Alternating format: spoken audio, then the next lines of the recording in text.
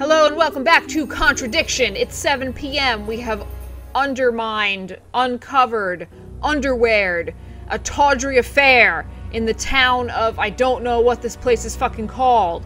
And now we are going to go to Atlas and talk to the man himself. The man who's been sticking his dick where it doesn't belong. Ryan, whatever his last name is. Rand? Is that it? Because we're doing a whole Ayn Rand theme? Into the woods! Into the woods! Into the woods! Into the woods and out of the woods! Alright, here we go. Are you ready for this shit, Ryan? Rand? Enter it. Enter the Rands. Go into the atrium. I got questions for you, big boy. Alright. I guess I'll try the lounge.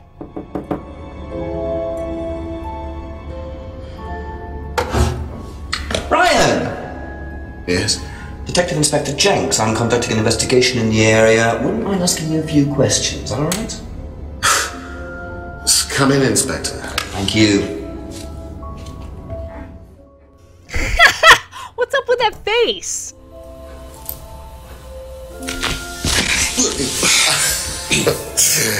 Drink, Inspector. I'd better not, eh? So you wanted to speak to me? I believe that Kate Vine was a student at Atlas. Kate Vine? Well, yes, she was. All of this has been thoroughly investigated, Inspector. It was suicide. Well, we have reason to believe there may be rather more to it than that. Really? Well, then, in that case, I'd be prepared to assist in any way possible. Thank you. Pleasure.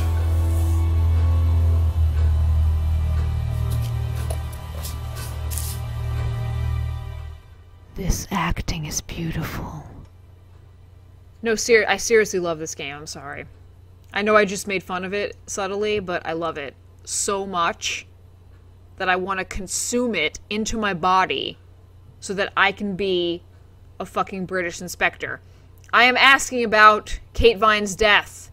Be prepared for more drinking, subtle eye movements, and suspicion. Are you ready? Let's do this thing! I believe the last time you saw Kate Vine was at the pub last Friday, then you came straight back with some of the students, is that right? Yes, I like to have a glass of port or two after a long day, and benefits of being married to the landlady. How did she seem that night? The landlady? Kate. Oh, Kate. Well, she was her usual self, drunk. That was usual. It was for her, yes. I mean, it didn't impair her ability, though. She was a very bright star, lots of potential, very enthusiastic. So she seemed to be enjoying the course? Well, as far as anybody could tell, yes. When did you first meet her? When she joined, about 3 months ago. And you hadn't met her before then? No. So you didn't suspect there was anything wrong? Well, do you mean, did I expect her to drown herself? Of course I didn't inspect her. It was quite a shock. Nobody expected that. Yeah. Alright, so I don't think if I were to put a guess in as to who did it right at this moment, I would say it was Rebecca. I don't think this guy did it. I think he knows more I mean, everyone knows more than what they're saying, but whatever. I genuinely don't think that Kate had, I mean, not Kate, Emma had anything really to do with it. I don't know about Simon. If Simon did it, maybe Simon did it with Rebecca. Maybe they were having an affair. Woo! Woo! The Rands are just randy. Alright, Kate's driving license. I don't know why anyone would care. I still want to know what this tape is, but whatever. Have you seen this before? Not that I recall. You don't know whether Kate had lost this or not? No, I've never seen it before, sorry. Don't be so flippant with me, motherfucker. I will end you. Alright. I don't know why he cares about Simon's bike, but let's ask him. Does Simon Thompson ride a bike, do you know? I think so, yes. I think he drives as well, but I might be mistaken. Alright, that's interesting. I don't know how that's gonna be useful, though, because... Well, whatever. We'll see in the future. Can't ask anyone about the screwdriver, even though I'd love to. Yeah, Ryan wouldn't know about the bottles is right. Like, what the hell does he care about Simon's homebrew? Well, apparently he does care about Simon's homebrew. Do you drink Simon's homebrew, Ryan? Have you tried Simon's homebrew? Does he make homebrew? No, I haven't had the pleasure, sorry. Is homebrew like a big thing in small English towns? Because I don't know a single person who brews their own liquor. I mean, maybe in the Midwest. Alright. It isn't worth it. I know it isn't. Alright, let's ask him about Freedom Necklace rather than the pendant. That's what it wanted me to do? Okay. Here we go. You know anything about this necklace?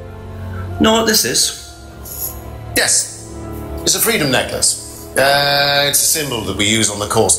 It's supposed to represent freedom from the chains of your ancestry.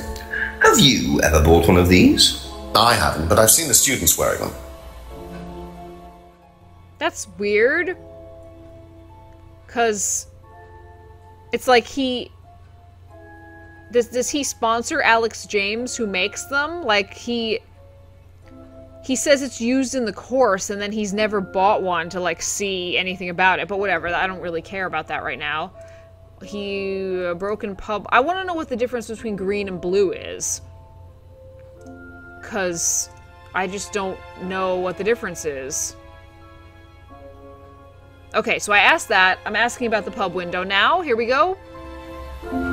What do you know about the broken window at the back of the pub? Oh, Rebecca told me about it. I don't know how it got smashed, though. I told her to tape over it. We can't have anybody cutting themselves. You have to be very health and safety conscious these days.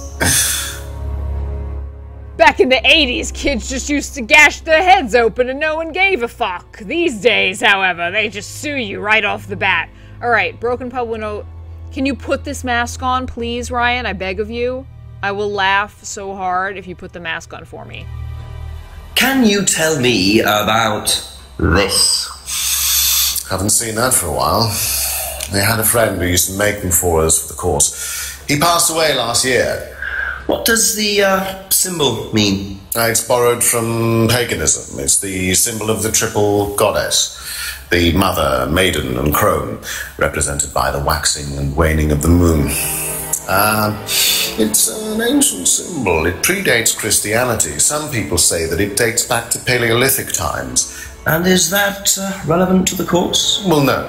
I mean, it's a symbol we dabbled with, but it's not particularly relevant. We don't use it on the course, no. Okay. I would have said it was a piece of candy myself. That's what I've been thinking it was this whole time. Just like a piece of candy with the sides.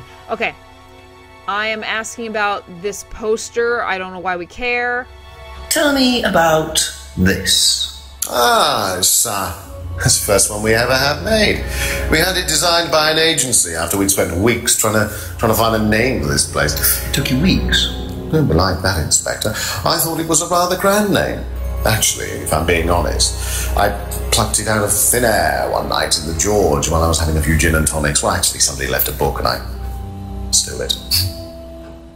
Oh, cheeky! Yeah, it's not like your name isn't Ryan Rand. I've played too much Bioshock not to know about Atlas Shrugged. Anyway, next up is... Yeah, I don't know why he'd know about that. I'd love to hear what you have to say about the scrying mirror, so let's have at it. Have you seen one of these before? I believe that looks like a scrying mirror to me. You have seen one before? Well, I used to have one myself, actually, along with lots of other bits and pieces of that nature. Silly things, you know. Really? Yes, when I was in my teenage years, I had quite an obsession with that kind of thing. I was a very somber child, and well, not that you could tell, always playing fantasy games, reading books about that kind of malarkey, you know. What sort of books did you read? Well, books on black magic, not the chocolates, witchcraft, satanic rituals, that kind of thing. I grew out of it, of course. But you're not into that sort of thing now. Of course I'm not. I don't need to believe in the supernatural, Inspector.